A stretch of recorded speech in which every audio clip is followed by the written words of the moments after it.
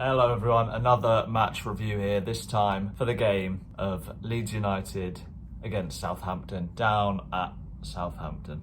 Before we get into the match review though, of course, I'm going to ask you, click the like button, subscribe to the channel, it's free, it doesn't cost anything, you can always unsubscribe later on if you don't like it, but it will really help me out. And leave a comment down below if you fancy as well. But enough of that, let's get on with the review. So first things first, the obvious elephant in the room, if you like. We had 6 of our senior players out of the game. I'm not trying to make excuses, but I also am making excuses. We had Firpo out, we had Phillips out, we had Ayling out, we had Rafinha out, we had Bamford out, and Robin Koch was also not involved. 5 out of the 6 of those players are considered first team starters almost. You would put 5 of those 6 players right into that team that played today. Robin Koch is the only one that might not start, but that's the first main issue. Firpo had a slight muscular injury, which I know is very annoying because he has missed a few games this season already, but it's going to happen when you go from playing practically no games and taking training easily to playing Marcelo Bielsa style football, training every day ridiculously intensely and playing so many matches. So that's going to happen. He's going to get fitter naturally as the process goes on. Phillips and Rafinha were both there today. We saw a photo or in the video on the Instagram that Phillips' shirt was hanging in the dressing room. So whether that was a last minute decision to not include him, I don't know. But we really did miss him, and I'll come on to that a bit later. However, as soon as I saw the lineup today, I was worried. Southampton not winning yet this season and us playing that team, it was a noticeably weaker team, as we did have those 6 players out. But with them not winning so far and us playing that sort of team, it was a match made in heaven for Southampton, and it was written in the stars for them to get their first win today against us. However, what we didn't account for was how bad we were actually going to play without those 6 players, because I thought we'd struggle, but I didn't think we'd struggle that much. We really needed Phillips in midfield. We really missed him. I know we miss him all the time when he doesn't play, but today we really needed him. Matthias Klich was very isolated by himself in midfield today, and it always seems like when we play the 3-3-1-3 or the 3-3-3-1, however you want to call it, formation, we lose the midfield. There is almost no one in midfield, and that is because there isn't. Because you take one of the midfield players and put them into centre-back, or you just push everyone back a position. And today we really needed Roberts, who was playing in the attacking midfield role while Rodrigo was on the pitch, to drop back and almost play as a second centre midfielder with Klich to help us out. Or when we had the ball, have Struijk step into a defensive midfield role, so Klich could then push on and have more bodies in midfield. And to be honest, Southampton were a much better side than us today. We deserved to lose. We deserved to lose by a lot more than just the 1 goal. I think personally it should have been 3-0. 2 or 3-0 would have been a fair result with the chances that they had. Normally it's us not taking our chances that results to us losing, but today we just didn't create any chances at all. I think we had 3 chances in total in the whole game, none of them were on target. That just isn't good enough for the Premier League, and it's not good enough for Leeds United either. I'm not sure what went wrong, whether it was just the amount of players that we had missing and the backup players aren't good enough, but it just was not good enough at all today. It's not acceptable for Leeds United. We were giving the ball away way too much with sloppy passes, needless mistakes, all coming from them pressing us, and a lack of concentration overall. Nobody played well in the game at all today. I think if you were to give the players a rating out of 10, I don't think any of them would be above 5, and that's me being generous. Their press was just a lot better than ours, and we couldn't find a way past our midfield. There was no link-up play whatsoever, and it was just all very, very disjointed for some reason. I think this was a very big game for Tyler Roberts to almost prove himself.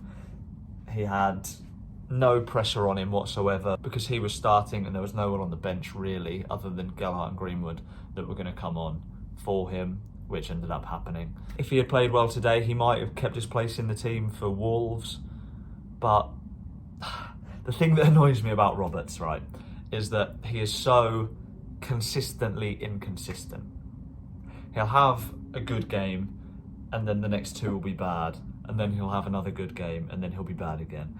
But he's just not consistently good or consistently bad, which is really frustrating. If he was consistently bad, we could just say, oh, yep, let's get rid of him. But because he does have these good games every now and then, you always think, oh, let's put him on, let's give him a chance, see what he can do. If he wants to become a starting player for us, he's going to have to, it sounds stupid to say, but he's going to have to be consistently good if he wants to have a future with our team. But he's just not consistently good at them. Well, he's not consistent in general at the moment. There was so much hitting and hoping with our passing today. I mentioned the sloppy passes earlier, but from Meslier especially, his long balls out are usually pinpoint, but today they were going everywhere. They were going mainly to Southampton players. I don't know if that was his fault or whether it was our outfield players' fault that they weren't getting on the end of them. And whether that was a concentration thing, I don't know. But that was one thing that was causing so much pressure for us. We'd give the ball away and then they'd just come and attack straight away. Their goal came in very annoying circumstances. It was going to come anyway, I think, throughout the game. But we had the ball.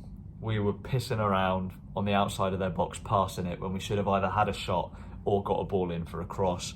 We lost the ball and two passes and they were through on goal. They deserved to get the goal. It was just very frustrating that it came in that way because it was stoppable.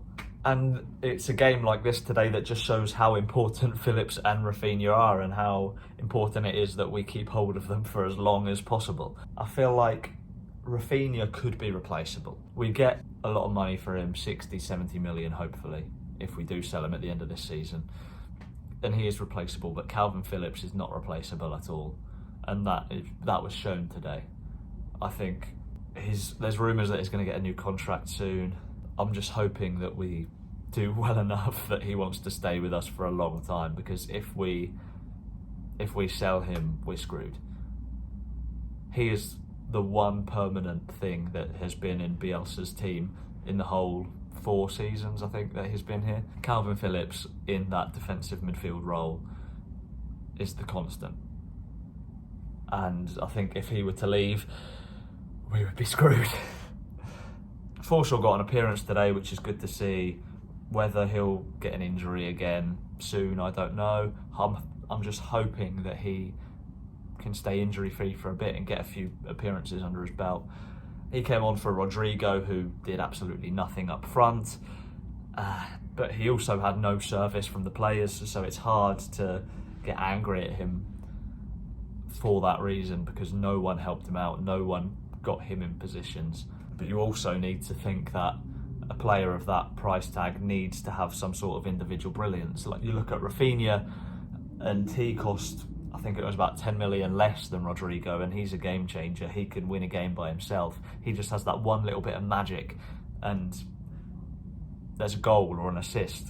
I feel like Rodrigo needs that in his game, and he just doesn't. It was an awful performance all round. I think the worst that we've seen under Bielsa's time at Leeds United. Even the 5-1 loss to Scum that we had at the start of the season we were creating chances.